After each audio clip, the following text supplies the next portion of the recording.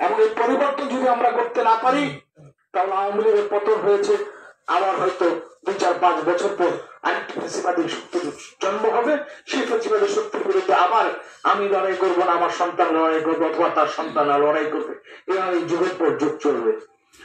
পরিশেষে আমি যেটা বলতে চাই, 1970-এর এই 22শে ফেব্রুয়ারি হচ্ছে ইতিহাসের বাতিল ঘর।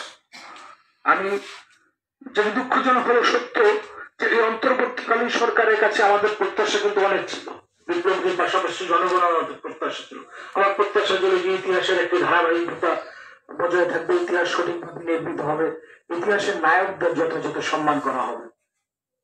দুঃখজনক হলো সত্য, স্বাধীন বাংলাদেশের স্বপ্নদ্রষ্টা মুসলিম জনতা মৌলানা আব্দুল হামিদ খান ভাসানী জন্মবার্ষিকী অথবা মৃত্যুবার্ষিকীতে প্রধান উপদেষ্টার কোনো পানি কিন্তু আমার চোখে পড়েনি, আপনাদের চোখে পড়েছে আমি জানি না। কারণ মাওলানা ভাসানী যখন আসেন তখন যারা রাষ্ট্র ক্ষমতায় থাকেন তাদের বুকে একটু কাঁপুনি ধরে। তাহলে আপনার কাছ থেকে যদি এতটুকু আমরা না পাই, আগামীতে কতটুকু পাবো? ডক্টর ইউনূস সাহেব, সংস্কারের মূলা ঝুলিয়ে কতদিন কাটে? জনগণ রাজনীতিকে রাজনীতিবিদদের হাতে খেলতে দিতে হবে। রাজনীতি যদি রাজনীতিবিদদের হাতে বাইরে চলে যায়, শেখ হাসিনার যে পরিণতি, এই পরিণতি থেকে সকলকে শিক্ষা গ্রহণ করতে হবে। কারোর জন্য পরিণতি শুভ হবে না। 85-86 বছরের একজন প্রবীণ বাংলাদেশের ইতিহাসের যার বাঁকে বাঁকে যার অবদান, সে রাশেদ খান মেনন কারাগারে রয়েছেন। তার বিরুদ্ধে যদি সত্য মামলা হয়ে বিচার করুন, তাতে আমাদের কোনো আপত্তি নাই। আইনের যদি নিজস্ব গতি থাকে, কারাগারে রাখা দরকার। রাশেদ খান মেনন কি পালিয়ে যাবেন? 5ই আগস্ট রাশেদ খান মেনন কিন্তু পালাননি, উনি কিন্তু ওনার বাসায় ছিলেন। আইন শৃঙ্খলা বাহিনী ওনাকে বাসা থেকে গ্রেফতার করেছেন।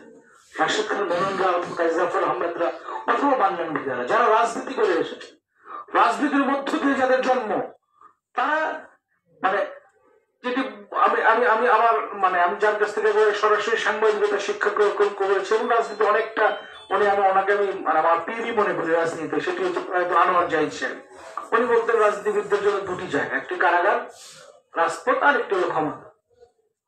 তো আমি গোলাম মুস্তফা ভুঁইয়া কিন্তু আবুল ভাই না আছি তো রাজপথে তো চলছে, ক্ষমতার খুব কাছাকাছি খুব বেশি মানুষ তো যেতে পারেনি। অলিহাত মানে যে রাষ্ট্রভাষা আন্দোলন, যে আন্দোলনের মহানায়ক, সে অলিহাত থেকে ইউনিয়ন কাউন্সিলের মেম্বারও হইতে পারেননি। সৌভাগ্য সে অলিহাতের কন্যা বিএনপি এমপি হয়েছেন, তার সৌভাগ্য। রাষ্ট্রভাষা মতি মানে শেষ জীবনটা তো এতটা কষ্টে কাটিয়েছে যে কল্পনাই করা যায় না। আমি যতটুকু জানি যে মেনন ভাই আমাদের এখন যে চেয়ারম্যান জনাব জাফর রহমান গনির আব্বা শফিকুল গনির স্বপ্ন, মানে এইরকম কিছু মানুষ যদি তার পাশে না থাকতেন তাহলে তো তার মানে কমলাপুরের বস্তিতে থাকাও কঠিন হয়ে যেত। তো সেই ইতিহাসে এতে কি মহানায়ক এরা। আমরাও হয়তো খেয়ে পরে একদিন চলে যাব, কিন্তু আমরা মনে করি যে রাজনীতি আমরা করি, এটি জনগণের রাজনীতি, দেশ এবং জাতির মুক্তির রাজনীতি। এই রাজনীতিতে আমি হয়তো বিজয় হতে পারবো না, কিন্তু এই রাজনীতি অব্যাহত থাকলে কখনো না কখনো কেউ না কেউ এই ছোট আগুন থেকে বড় আগুনের সৃষ্টি করবে এবং গণমানুষের মুক্তি হবে।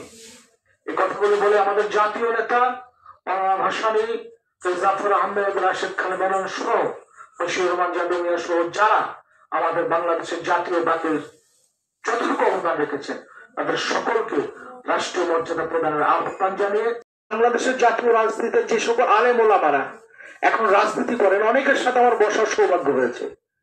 শেখুল আজিজ মাওলানা আজিজুল হক সাহেব, মুফতি ফজলুল কামিনী, মাসিক মদিনার সম্পাদক মাওলানা মুহিউদ্দিন খান।